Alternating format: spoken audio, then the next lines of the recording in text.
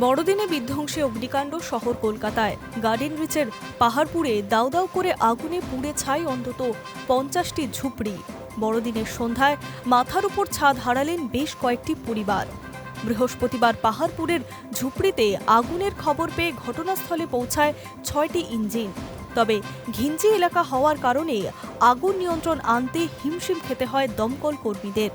প্রাথমিক অনুমান, gas cylinder ফেটে এত বড় অগ্নিকাণ্ড ঘটায় এলাকার মানুষ আতঙ্কে রয়েছে।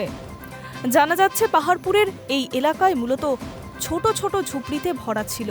বৃহস্পতিবার বিকেল 4:30 নাগাদ ওই ঝুপড়ির পাশে আবর্জনা স্তূপে আচমকাই আগুন লেগে যায়।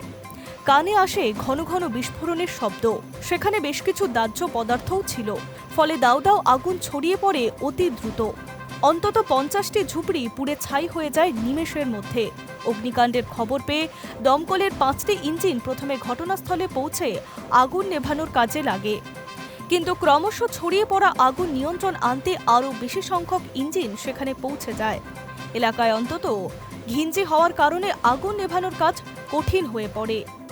কিভাবে আগুন লাগলো সেই বিষয়ে এখনো নিশ্চিত করে কিছু বলতে পারছে না দমকল অধিকর্তারা। তবে প্রত্যক্ষদর্শীদের বয়ান অনুযায়ী সিলিন্ডার বিস্ফোরণের কারণেই এমনটা ঘটেছে। এমনকি ঝুপড়ি পুড়ে যাওয়ার কারণে কতটা ক্ষয়ক্ষতি হয়েছে তাও জানা যায়নি। আগুন নিয়ন্ত্রণ হলেও কোথাও কোথাও এখনো পকেট ফায়ার রয়েছে। বড়দিনে বিকেলের মাথায় ওপরের ছাদ হারিয়ে হাহাকার পরিবারগুলি। বছরের শেষে সর্বস্ব খোয়ানো কিভাবে দিন চলবে তা নিয়েই দুশ্চিন্তায় তারা।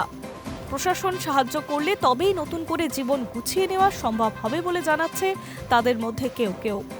অগ্নিকাণ্ডের ঘটনায় আতঙ্কিত আশেপাশের বাসিন্দারা। বসতি এলাকায় অগ্নিকাণ্ডের নেপথ্যে কেউ কেউ অন্য ষড়যন্ত্র করছেন।